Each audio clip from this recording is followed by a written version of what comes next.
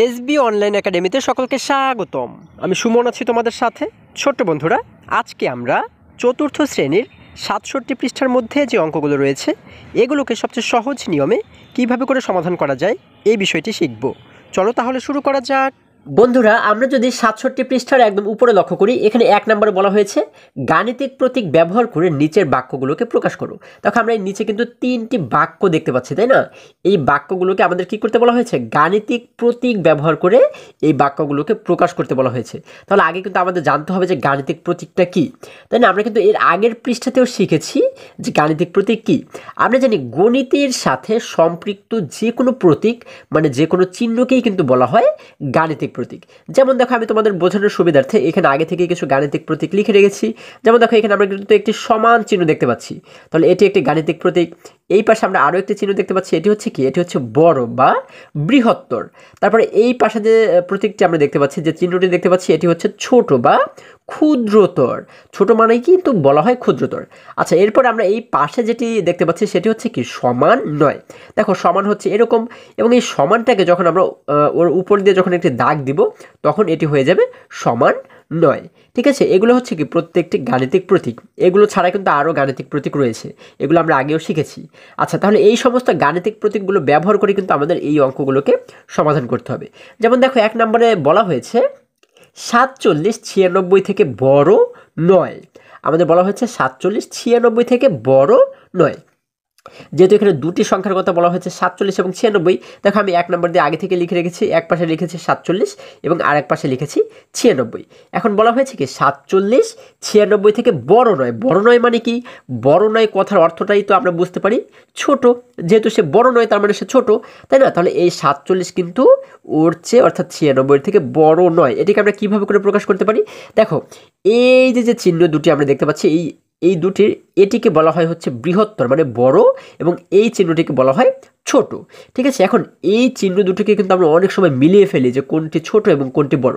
এটিকে খুব সহজে মনে রাখার জন্য আমরা ছোট একটি টেকনিক আজকে শিখবো, ঠিক আছে? এবং খুবই মজার একটি টেকনিক। সেটি হচ্ছে, দেখো এই যে চিহ্নটা আমরা দেখতে পাচ্ছি এটি কিন্তু অনেকটা মুখের মতো, তাই না? যে কোনো প্রাণীর মুখের মতো কিন্তু আমাদের কাছে এটা মনে হচ্ছে, তাই না? দেখো, এই মুখটা আমরা যদি এটিকে একটি মুখ মনে করি, এই মুখটা কিন্তু এই পাশে হা করা, এবং এই মুখটা কিন্তু এই পাশে আমাদের ডান পাশে হা করা, তাই না? তাহলে এই মুখটা যে পাশে হা করা থাকবে সেই পাশের সংখ্যাটি হচ্ছে বড়। ঠিক আছে, যেমন দেখো এই যে মুখটা আমরা দেখতে পাচ্ছি, এই মুখটা কিন্তু এই পাশে অর্থাৎ বা পাশে হা করা, তার মানে এই বা পাশে যে সংখ্যাটি থাকবে সেটি হচ্ছে বড়, এবং এই মুখটা আমরা দেখতে পাচ্ছি ডান পাশে হা করে আছে, তাহলে এই ডান পাশে যে সংখ্যাটি থাকবে এটিকে বলা হয় বড়। ঠিক আছে, আশা করি তোমরা খুব সহজে এটি বুঝতে পেরেছো। এখন আমাদের প্রশ্নে বলা হয়েছে কি? ৪৭ ৯৬ থেকে বড় নয়। তাহলে এই ৪৭ ৯৬ থেকে বড় নয় এটি কিন্তু আমাদের বলা হয়েছে। তাহলে বড় চিহ্নটা কীরকম? এই যে হচ্ছে বড়, তাই না? যেহেতু ওর এই পাশে অর্থাৎ যে পাশে হা করে আছে সেই পাশের সংখ্যাটি বড়, যার কারণে শুরুতে কিন্তু আমরা এইরকমভাবে একটি চিহ্ন দেবো, কারণ আমাদের বলা হয়েছে ৪৭-এর চেয়ে ৯৬ বড় নয়, যার কারণে এরকম একটি চিহ্ন দিয়ে এই বড় চিহ্নটাকে যখন আমরা কেটে দিব, মাঝখানে একটি দাগ দিয়ে দেবো, তখন হয়ে যাবে বড় নয়। ঠিক আছে, তাহলে ছোট নয় এটিকে আমরা কীভাবে লিখতে পারি? এই যে হচ্ছে ছোট, এই ছোটকে যখন আমরা এইভাবে করে একটি দাগ দেবো তখন কিন্তু ও হয়ে যাবে ছোট নয়। খুবই সহজ কিন্তু। আচ্ছা, তাহলে আমরা কিন্তু এইভাবে করে ১ নম্বর অঙ্কটিকে সমাধান করতে পারি। এবার ২ নম্বরে বলা হয়েছে কি? দেখো, ৯০৯ ৯০০০ সমান নয়। আচ্ছা, আমাদের শুরুতে কিন্তু একটি সংখ্যা বলা হয়েছে, সেটি হচ্ছে কত? আমরা ২ নম্বর দিয়ে কি লিখতে পারি? ২ নম্বরে বলা হয়েছে ৯০৯, তার মানে কি? তার মানে হচ্ছে কি? আমরা ৯০৯কে বলতে পারি কিন্তু ৯০৯, তাই না? আমরা স্বাভাবিকভাবে বলি হচ্ছে ৯০৯, তাহলে আমরা লিখবো হচ্ছে ৯০৯। এরপর আমাদের আরেকটি সংখ্যার কথা বলা হয়েছে ৯০০০। তাহলে ৯০০৯কে আমরা কীভাবে লিখবো? আমরা লিখবো ৯০০০, তাই না? এই দেখো, আমরা এখানে লিখলাম ৯০৯, এখানে লিখলাম ৯০০০। এখন আমাদের বলা হয়েছে ৯০৯ ৯০০০ এর সমান নয়, অর্থাৎ এই সংখ্যাটির সমান নয়। তাহলে সমান চিহ্ন আমরা কীভাবে দেই? আমরা জানি এটি হচ্ছে সমান চিহ্ন। তাহলে যেহেতু বলা হয়েছে এই দুটি সমান নয়, তার মানে এই সমানটাকে যদি আমরা কেটে দেই এইভাবে করে, তাহলে কিন্তু হয়ে যাবে সমান নয়। তার মানে ৯০৯ ৯০০০ এর সমান নয়, এই সমান নয় চিহ্নটাকে আমরা এইভাবে করে দিব, তাই না? তাহলে কিন্তু ২ নম্বর অঙ্কটি আমাদের সমাধান করা হয়ে গেল। দেখো কত সহজ এই অঙ্কগুলো। এবারে ৩ নম্বর আমাদেরকে কি বলা হয়েছে? ৩ নম্বরে বলা হয়েছে ২৫ ২৪ থেকে ছোট নয়। তাহলে এখানে যেহেতু দুটি সংখ্যার কথা বলা হয়েছে আমরা কি লিখতে পারি, আমরা কিন্তু দেখো আমি তোমাদেরকে এখানেই কিন্তু করে দেখাচ্ছি, আমরা 3 নাম্বার দিয়ে লিখতে পারি হচ্ছে 3 নাম্বার আমাদের যেহেতু বলা হয়েছে 25 24 থেকে ছোট নয়, একটি সংখ্যা হচ্ছে 25 এবং একটি সংখ্যা হচ্ছে 24, তাহলে এই দুটি সংখ্যাকে আমরা শুরুতে লিখব হচ্ছে 25, যেহেতু শুরুতে 25 এর কথা বলা হয়েছে এবং আরেকটি সংখ্যা বলা হয়েছে 24, তাহলে আমরা কি করব, আমরা কিন্তু একটু ফাঁকা দিয়ে লিখব হচ্ছে 24।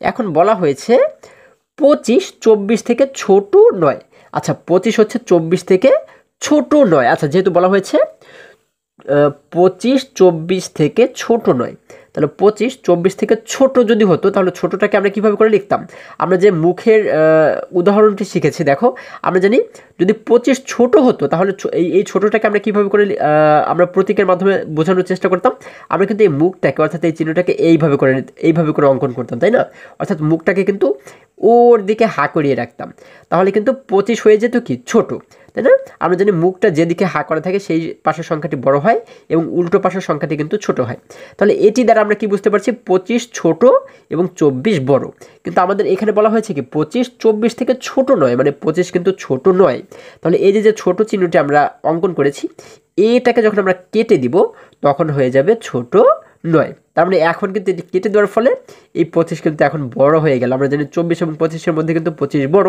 দেখো তাহলে আমাদের হয়ে গেল 25 24-এর চেয়ে ছোট নয়, এটি কিন্তু আমাদের উত্তর। ঠিক আছে, আশা করি তোমরা সকলেই খুবই সহজে এই অঙ্কগুলো বুঝতে পেরেছো। এবারে যদি আমরা আরেকটু নিচে লক্ষ্য করি, দেখো এখানে 2 নম্বরে আমাদেরকে বলা হয়েছে খালি ঘরে সমান ও সমান নয়, এই চিহ্নটাকে বলা হয় সমান নয়, তাহলে সমান ও সমান নয় চিহ্ন বসাও, এই দুটির যেটি বসবে খালি ঘরে কিন্তু সেটি আমাদেরকে বসাতে বলা হয়েছে, তাহলে আমরা যদি এটিকে বসানোর চেষ্টা করি, দেখো আমরা এই যে খালি ঘর দেখতে পাচ্ছি, খালি ঘরের এই পাশের সংখ্যাগুলোকে আলাদাভাবে হিসেব করব এবং বাঁ পাশের সংখ্যাগুলোকেও কিন্তু আলাদাভাবে হিসেব করব। দেখো বাঁ পাশে বলা হয়েছে 3 গুণ 5, অর্থাৎ 3 এবং 5কে গুণ করলে হয় 3 15, তাই না, আমরা কিন্তু এই দুটিকে গুণ করলে পাবো 15 এবং এইখানেও রয়েছে 15, তাহলে এই বাঁ পাশেও 15 এবং ডান পাশেও 15, দুটি কি সমান? হ্যাঁ বন্ধুরা, দুটিই কিন্তু সমান, যার কারণে আমরা কি লিখতে পারি, এই দুটির মধ্যে আমরা এই সমান চিহ্নটাকে কিন্তু এখানে লিখে দেব, যেহেতু আমাদের এই দুটির মধ্যে যেটি বসবে সেটি বসাতে বলা হয়েছে, আমরা এখানে লিখে দিলাম সমান। এবারে দেখো 2 নম্বরে বলা হয়েছে 24/12 এবং এই খালি ঘরের ডান পাশে আমরা দেখতে পাচ্ছি শুধুমাত্র 3, তাহলে দেখো আমরা যদি এতটুকুর হিসাব করি 24কে যদি আমরা 12 দ্বারা ভাগ করি তাহলে আমরা কত পাবো, আমরা জানি 12 একে 12, 12 দুগুণ 24, অর্থাৎ আমরা কিন্তু ভাগফল পাবো 2, তাহলে এই পাশে পাচ্ছি 2 এবং ডান পাশে পাচ্ছি 3, এই দুটি কি সমান? বন্ধুরা এই দুটি কিন্তু সমান নয়, যার কারণে আমরা এখানে কোন চিহ্নটি দেব, আশা করি সকলেই তোমরা বুঝতে পেরেছো, এই যে সমান নয় এই চিহ্নটা কিন্তু আমরা এখানে দেবো, কারণ এই দুটি সংখ্যা সমান নয়, যার কারণে আমরা এই সমান দিয়ে এখানে কিন্তু আমরা কেটে দেব, অর্থাৎ আমরা এখানে এটা দ্বারা বোঝাতে চাচ্ছি যে এই দুটি সংখ্যা সমান নয়। দেখো খুব সহজেই কিন্তু আমরা 2 নম্বর অঙ্কটিও সমাধান করে ফেললাম। এবারে 3 নম্বরে আমাদেরকে বলা হয়েছে খালি ঘরে দেখো আমাদেরকে বলা হচ্ছে এই যে চিহ্নটি, এই চিহ্নটাকে কি বলা হয়, যদি এই দাগটা না থাকতো তাহলে আমরা এটিকে কি বলতাম, এটিকে কিন্তু আমরা বলতাম ছোট, তাই না, তাহলে এটিকে কিন্তু বলা হয় ছোট, কিন্তু এই ছোটটাকে যখন উপরে একটি দাগ দিয়ে আমরা কেটে দিলাম তখন কিন্তু ও হয়ে গেল ছোট নয়, তাহলে খালি ঘরে ছোট নয় ও বড় নয় চিহ্ন বসাও, তাহলে এই যে ছোট নয় মানে কি, ছোট নয় মানেই কিন্তু বড়, তাই না, আবার এই যে বড় নয় মানে কি, বড় নয় মানে তো সে ছোট। আচ্ছা তাহলে এই দুটির মধ্যে এখানে কোন জায়গায় কোনটি বসবে সেটি কিন্তু আমাদের বসাতে বলা হয়েছে, তাহলে দেখো আমরা দেখতে পাচ্ছি 1 নম্বর বলা হয়েছে 73 এবং এই পাশে রয়েছে 37, তাহলে এই দুটির মধ্যে আমরা দেখতে পাচ্ছি কি বড় হচ্ছে 73, তাহলে আমরা এই যে মাঝখানে যে খালি ঘরটি দেখতে পাচ্ছি এটিকে আমরা কিভাবে করে পূরণ করব, আমরা এই দুটি চিহ্নের মধ্যে কোনটা বসাবো, যেহেতু 73 ছোট নয়, তাই না, 73 কিন্তু ছোট নয়, 73 বড়, তাহলে এখান থেকে ছোট নয় সংখ্যাটি কোনটা, এখান থেকে ছোট নয় হচ্ছে এই দেখো এটি হচ্ছে ছোট, এই ছোটটাকে যখন আমরা কেটে দিলাম তখন হয়ে গেল ছোট নয়, তার মানে এই 73 যেহেতু ছোট নয় যার কারণে এই চিহ্নটি কিন্তু আমরা এইভাবে করে বসাবো, তাই না, অর্থাৎ এটির মানে হচ্ছে 73 37-এর চেয়ে ছোট নয়। আশা করি সকলেই তোমরা বুঝতে পেরেছো। যেমন দেখো আমরা যদি ধরে নিই এই দাগটি নেই তাহলে এই মুখটি কিন্তু এই 37-এর দিকে হা করা, তাই না, তার মানে এটি দ্বারা আমরা বুঝতে পারি 37 বড়, কিন্তু 37 তো আসলে বড় না, 37 তো ছোট, ও হচ্ছে বড়, যার কারণে এই যে চিহ্নটি এটিকে যখন আমরা কেটে দিলাম তখন কিন্তু এই কথার অর্থটা উল্টো হয়ে গেল, যেমন এটির অর্থ হচ্ছে 37 বড়, আর যখন আমরা এটিকে কেটে দিলাম তখন অর্থ দাঁড়াচ্ছে 73 বড়, অর্থাৎ 73 37 হচ্ছে ছোট নয়। ঠিক আছে, এবার দেখো এখানে বলা হয়েছে 20 যোগ 9 এবং এই পাশে রয়েছে শুধুমাত্র 30। তাহলে 20 এবং 9কে আমরা যদি যোগ করি তাহলে আমরা পাবো হচ্ছে 29। তাহলে 29 কি ছোট নাকি 30 ছোট? আমরা দেখতে পাচ্ছি 29 ছোট এবং 30 বড়। তার মানে কিন্তু 30কে আমরা বলতে পারি কি, আমরা 30কে বলতে পারি বড় এবং 29কে বলতে পারি ছোট। তাহলে দেখো আমরা এইখানে কোন চিহ্নটি বসাবো? আমরা কিন্তু এইখানে বসাবো হচ্ছে এই যে বড় নয় এই সংখ্যাটিকে, এই চিহ্নটি কিন্তু আমরা এখানে বসাবো। দেখো এই চিহ্নটিকে যদি আমরা এইভাবে করে বসাই তাহলে এটি দ্বারা আমাদের কি বোঝানো হয়? এটি দ্বারা কিন্তু আমাদের বোঝানো হয় 30-এর চেয়ে 29 বড়, কারণ এই 29-এর দিকে কিন্তু এই মুখটা হা করা, তাই না? অর্থাৎ 30-এর চাইতে 29 বড়। তাহলে এটি যেহেতু বড় তার মানে আমরা কি দেখতে পাচ্ছি? আমরা দেখতে পাচ্ছি কিন্তু 30-এর চেয়ে 29 বড় নয়, তাই না? যার কারণে যখন আমরা এই দাগটা দেবো, অর্থাৎ এই চিহ্নের মাঝে যখন আমরা এই দাগটা দিব তখন কিন্তু হয়ে যাবে 29 বড় নয়। ঠিক আছে, তার মানে 29 বড় নয় মানে কি? 29 বড় নয় মানে কিন্তু 30 বড়, এটি কিন্তু আমরা বুঝতে পারছি। তাহলে এখানে কিন্তু আমরা এই চিহ্নটি বসাবো। এরপর একই রকমভাবে যদি আমরা আরেকটু নিচে চলে যাই, দেখো এখানে 2 নম্বরে বলা হয়েছে খালি ঘরে যথাযথ সম্পর্ক প্রতীক বসাও। আচ্ছা, আমাদের কিন্তু এখানে খালি ঘরে যথাযথ সম্পর্ক প্রতীক যেগুলো রয়েছে সেগুলোকে কিন্তু আমাদের এখানে বসাতে হবে। আচ্ছা দেখো, আমরা যদি একটু ডান পাশে লক্ষ্য করি এখানে কিন্তু আমরা একটি ছেলে শিশুকে দেখতে পাচ্ছি।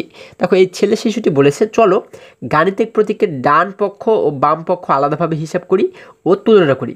দেখো আমরা কিন্তু এই অঙ্কের যদি আমরা 1 নম্বর অঙ্কটি লক্ষ্য করি এখানে আমরা মাঝখানে কিন্তু একটু খালি ঘর দেখতে পাচ্ছি এবং এই খালি ঘরের বাঁ পাশে আমরা কিছু অঙ্ক দেখতে পাচ্ছি এবং ডান পাশে কিন্তু কিছু অঙ্ক দেখতে পাচ্ছি। তাহলে আমাদের বলা হয়েছে কি, আমরা এই বাঁ পাশের অঙ্কগুলোকে আলাদাভাবে সমাধান করব এবং ডান পাশের অঙ্কগুলোকে আলাদাভাবে সমাধান করব। ঠিক আছে, তাহলেই কিন্তু আমরা পেয়ে যাব যে দুই পাশে কত কত সংখ্যা রয়েছে এবং যখন আমরা দুই পাশের সংখ্যা দুটিকে বের করতে পারবো তখন কিন্তু আমরা বুঝতে পারবো যে এখানে কোন সম্পর্ক প্রতীকটি বসবে, তাই না? আচ্ছা দেখো, আমরা যদি একটু আলাদাভাবে হিসেব করি, আমরা একটু নিচে লক্ষ্য করলে কিন্তু এই হিসেব দুটো আমাদেরকে দেখানো হয়েছে। দেখো এই 1 নম্বরে বলা হয়েছে 6 যোগ 2 গুণ 4, এটি কিন্তু বাম পাশে বলা হয়েছে, তাই না? যার কারণে কিন্তু আমরা এই দেখো নিচে দেখতে পাচ্ছি বাম পক্ষ সমান 6 যোগ 2 গুণ 4, অর্থাৎ এই কথাটি কিন্তু আমাদের এখানে লেখা হয়েছে। এবার আমরা যদি এই দুটিকে এই লাইনের কাজটিকে যদি আমরা একটু করি, দেখো আমরা জানি যে যোগ এবং গুণ থাকলে আমাদের কিন্তু শুরুতে গুণের কাজটা করতে হয়, তাই না? তাহলে যদি শুরুতে আমরা 2 এবং 4কে গুণ করি, 6কে আমরা একই রকমভাবে রেখে দিলাম, যোগ আছে যোগকে একই রকমভাবে রেখে দিলাম, 2 এবং 4কে গুণ করলে হয় 4 2 8, আমরা লিখে দিলাম 8। তাহলে এবারে 6 এবং 8কে কিন্তু আমরা যোগ করবো, যেহেতু মাঝখানে একটি যোগ চিহ্ন রয়েছে। 6 এবং 8কে যোগ করলে হয় 14, আমরা লিখে দিলাম সমান সমান দিয়ে 14। এবারে ডান পক্ষ আমাদের কি বলছে, দেখো ডান পাশে আমাদের রয়েছে একটি বন্ধনের মধ্যে 6 যোগ 2 এবং রয়েছে হচ্ছে গুণ 4। তাহলে এই কথাটিকেই কিন্তু আমরা শুরুতে এখানে লিখে নিলাম। এবারে দেখো আমরা যদি এই বন্ধনের কাজটা আগে করি, আমরা জানি যে বন্ধনের কাজ কিন্তু শুরুতে আমাদের করে নিতে হয়, তাই না? বন্ধনের ভিতরে বলা হয়েছে 6 যোগ 2, অর্থাৎ 6 এবং 2কে যোগ করলে হয় 8, আমরা এখানে লিখে দিলাম 8। এবারে পাশে রয়েছে গুণ 4, আমরা লিখে দিলাম গুণ 4। এখন 8 এবং 4কে গুণ করলে হয় 4 8 32, আমরা এখানে পাচ্ছি 32। তাহলে দেখো আমরা এই পাশে পাচ্ছি 14, এই পাশে পাচ্ছি 32। তাহলে এই দুটির মধ্যে বড় কে? বড় কিন্তু 32, তাই না? তাহলে আমরা এই দুটি সংখ্যার মাঝে কি রকম চিহ্ন দিতে পারি? দেখো এই যে দেখো আমরা কিন্তু এখানে দেখতে পাচ্ছি এই পাশে যেহেতু 14 পেয়েছি, এই পাশে পেয়েছি 32, এই দুটির মাঝে আমরা দিয়েছি এই চিহ্নটি। এই চিহ্ন দ্বারা কি বোঝানো হয়? আমরা জানি এই চিহ্ন দ্বারা বোঝানো হয় 14-র চেয়ে 32 বড়। কেন? কারণ এই যে মুখটি, এই মুখটি কিন্তু 32-এর দিকে হা করে রয়েছে, আমরা জানি এটি সবসময় বড় সংখ্যার দিকে হা করে থাকে, তাই না? যেহেতু এই দুটির মধ্যে 32 বড়, যার কারণে চিহ্নটা কিন্তু আমরা এরকম দিব।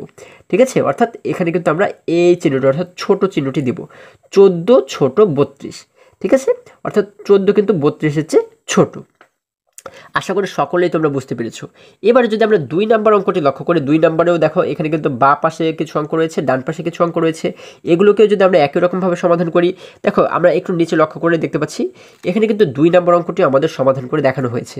2 নম্বরে বাম পক্ষে আমাদের বলা হয়েছে 52 বিয়োগ 15 যোগ 13। তাহলে এটিকে যদি আমরা সমাধান করি, দেখো আমরা কি করব, 52 থেকে যদি 15কে আমরা বিয়োগ করে দিই শুরুতে, তাহলে 52 থেকে 15কে বিয়োগ করলে আমরা পাবো 37। এরপরে রয়েছে যোগ 13, আমরা লিখে দিলাম যোগ 13।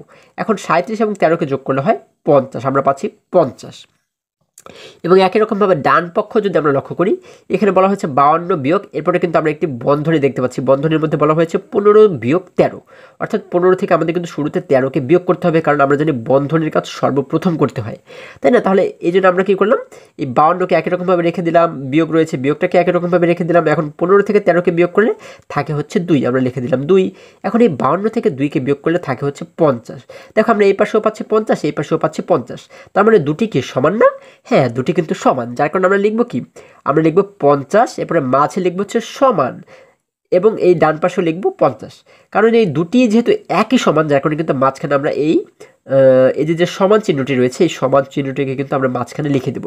ঠিক আছে, এই যে সমান আমরা প্রথমে এখানে সমান লিখলাম, এবং এইখানে আমরা এই যে চিহ্নটি দিলাম, এই চিহ্নগুলোকেই বলা হয় কি, এগুলোকেই বলা হয় সম্পর্ক প্রতীক। অর্থাৎ এগুলো কিন্তু এই যে দুটি করে সংখ্যা দুই পাশে রয়েছে, এই দুটি সংখ্যার মধ্যে কি সম্পর্ক রয়েছে এই বিষয়টি বোঝাচ্ছে, তাই না? যার কারণে এইগুলোকে বলা হয় হচ্ছে সম্পর্ক প্রতীক। আশা করি সকলে তোমরা খুবই সহজে এই বিষয়গুলো বুঝতে পেরেছো।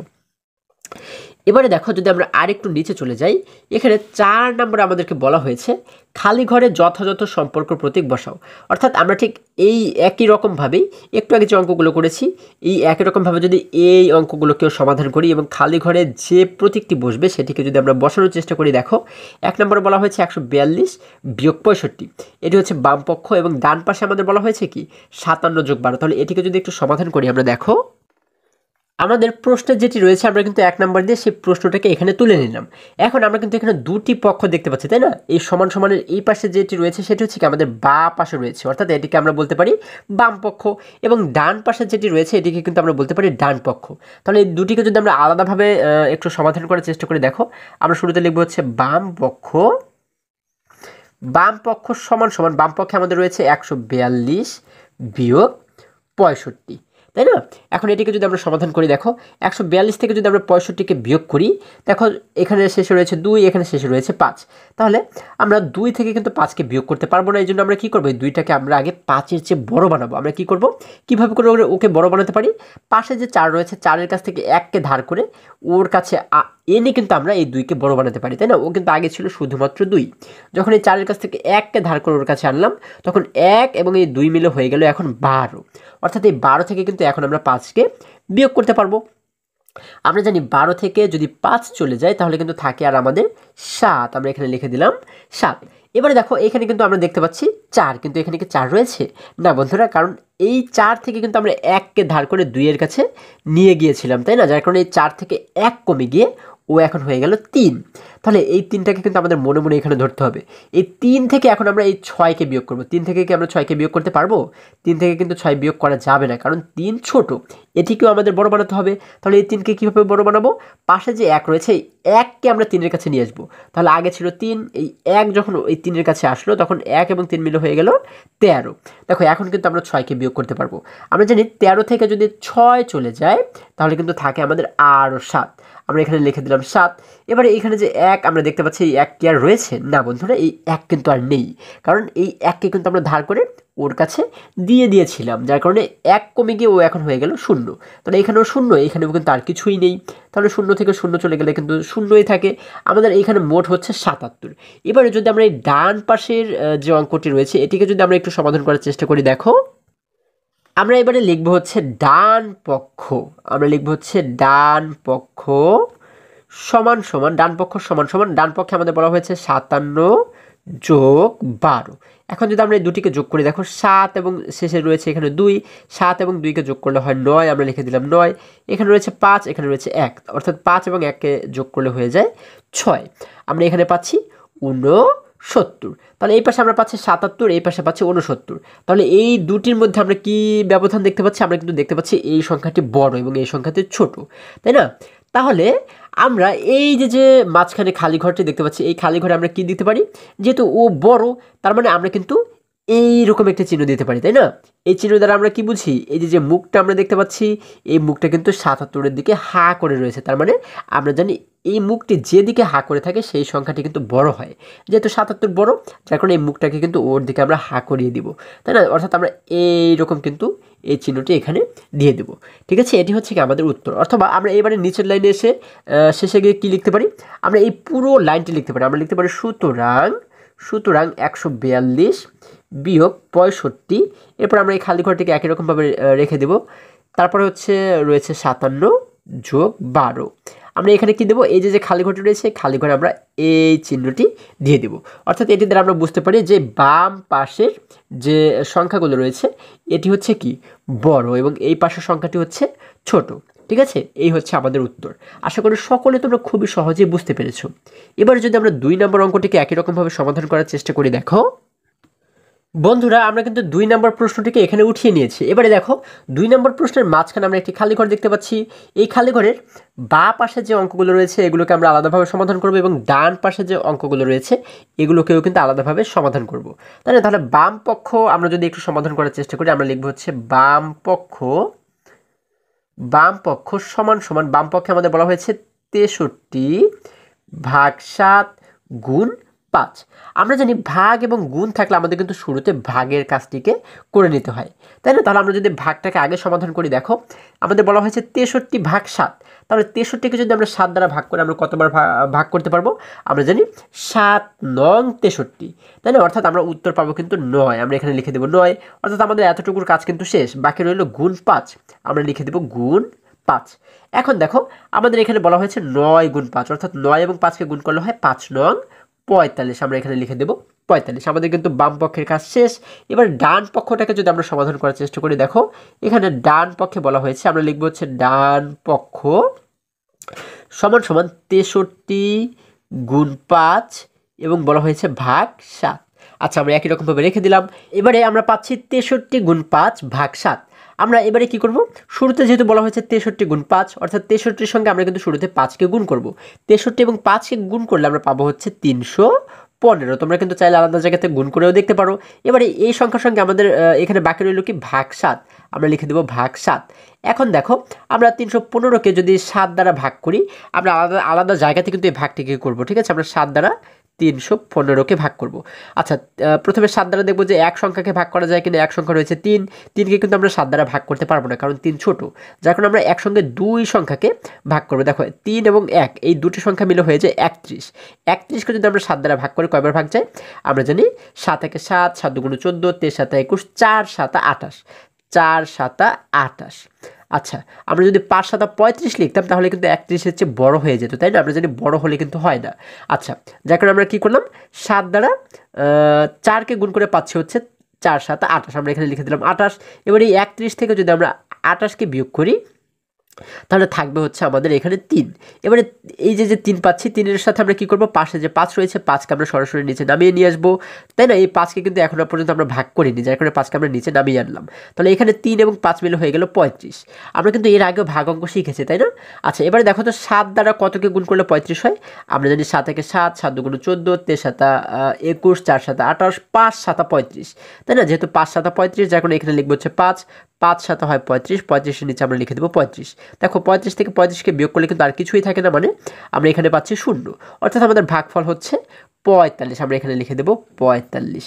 অর্থাৎ আমরা কিন্তু দেখো এই পাশে অর্থাৎ বাম পক্ষে আমরা দেখতে পাচ্ছি 45, ডান পাশেও আমাদের উত্তর হয়েছে 45। তার মানে আমরা বলতে পারি কি দুই পক্ষই সমান, তাই না? যেহেতু দুই পাশে আমরা একই সংখ্যক উত্তর পাচ্ছি, একই সংখ্যক সংখ্যা পাচ্ছি, যার কারণে কিন্তু আমরা বলতে পারি দুই পক্ষই সমান। তার মানে এই যে খালি ঘরটি রয়েছে এই খালি ঘরে কিন্তু আমরা একটু সমান চিহ্ন দিতে পারি। অর্থাৎ আমরা এবারে কী করবো, এই পুরো লাইনটি এখানে লিখবো, সুতরাং দিয়ে আমরা লিখবো সুতরাং 63/7 গুণ 5। এরপরে খালি ঘর রয়েছে, আমরা খালি ঘরটিকে একই রকমভাবে রেখে দেবো, লিখবো হচ্ছে 63 গুণ 5/7 এবং এইখানে কি করবো, এই খালি ঘরে আমরা একটি সমান চিহ্ন দিয়ে দেবো। অর্থাৎ এটি দ্বারা আমরা বুঝতে পারি বাম পক্ষ এবং ডান পক্ষ উভয় পক্ষই সমান। ঠিক আছে বন্ধুরা, আশা করি আজকের প্রত্যেকটা অঙ্ক তোমরা খুবই সহজে এবং খুবই মজায় শিখতে পেরেছো। আজকে আমাদের এই পর্যন্তই, আবারও দেখা হবে পরবর্তী ভিডিওতে।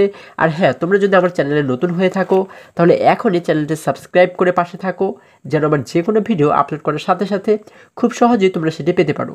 এবং চতুর্থ শ্রেণীর যে কোনো পৃষ্ঠার সমাধান দেখতে এই সোজা যে লিঙ্কটি দেখতে পাচ্ছ এই লিঙ্কে প্রবেশ করে যে কোনো মুহূর্তে যে কোনো পৃষ্ঠার সমাধান তোমরা দেখে নিতে পারো।